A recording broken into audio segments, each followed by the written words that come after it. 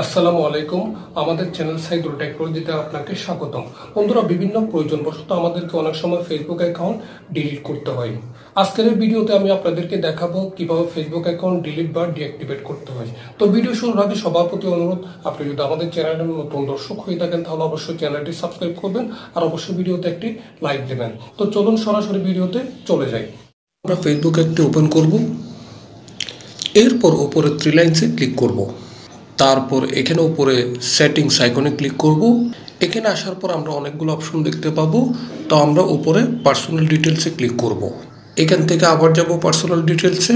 তারপর একেবারে নিচের দিকে দেখতে পাবেন অ্যাকাউন্ট ওনারশিপ অ্যান্ড কন্ট্রোল। তো আপনি এখানে ক্লিক করবেন। এই পেজে আসার পর দুটো অপশন দেখতে পাবেন। আপনি এখানে ডিঅ্যাক্টিভেশন অ্যান্ড ডিলিটেশনে ক্লিক করবেন। তো ক্লিক করার পর আমাদের এখানে যত ফেসবুক আইডি আছে বা পেজ আছে সবগুলা কিন্তু ওপেন হয়ে যাবে। ঠিক আছে, আমরা যেই আইডিটা ডিলিট করব চলে আসবে। তো আমরা চাচ্ছি আমাদের এই ফেসবুক আইডিটা ডিলিট করতে। আমরা যে আইডিটা ডিলিট করতে যাচ্ছি সেটাতে ক্লিক করব। এখানে আসার পর আমাদের কাছে দুইটা অপশন আসবে। একটা হচ্ছে আমরা ডিঅ্যাক্টিভ অ্যাকাউন্ট আর একটা হচ্ছে ডিলিট অ্যাকাউন্ট। ডিঅ্যাক্টিভ অ্যাকাউন্ট হচ্ছে আপনি চাইলে কিছুদিনের জন্য আপনার ফেসবুক অ্যাকাউন্ট ডিঅ্যাক্টিভ করে রাখতে পারবেন। এতে আপনি যদি আবার একবার লগ ইন করেন তাহলে অটোমেটিকভাবে আপনার অ্যাকাউন্টটা আবার চালু হয়ে যাবে। আর ডিলিট অ্যাকাউন্ট হচ্ছে পার্মানেন্ট ডিলিট অ্যাকাউন্ট। এটা যদি আপনি সিলেক্ট করেন আপনার অ্যাকাউন্টটা পার্মানেন্টভাবে ডিলিট হয়ে যাবে।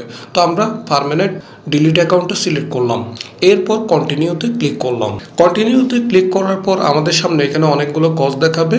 আমরা এখানে যে কোনো একটা কজ দিতে পারি অথবা না দিলেও সমস্যা নেই, আমি দিলাম না। তো আমি এখানে কন্টিনিউতে ক্লিক করলাম। কন্টিনিউতে ক্লিক করার পর আমার এখানে এরকম একটা পেজ আসবে। এখানে আমাকে বলা হবে আপনি চাইলে ফেসবুক আইডি ডিলিট করার আগে আপনার পার্সোনাল ইনফরমেশন অথবা ছবিগুলো আপনি ডাউনলোড করে রাখতে পারেন। তো আমাদের আপাতত ডাউনলোডের দরকার নেই, আমি এটাতে কোনো ডাউনলোড করব না। আমি এখানে কন্টিনিউ করে দিলাম। কন্টিনিউ করে দেওয়ার পরে পাসওয়ার্ড চাইবে। আমরা এখানে পাসওয়ার্ড দেওয়ার পর কন্টিনিউ, এরপর ডিলিট অ্যাকাউন্টে ক্লিক করলেই সরাসরি কিন্তু ফেসবুক অ্যাকাউন্টটা ডিলিট হয়ে যাবে। তো আমি আপাতত আমার এই অ্যাকাউন্টটা ডিলিট করলাম না, যেহেতু এটা আমার খুবই দরকার একটা আইডি।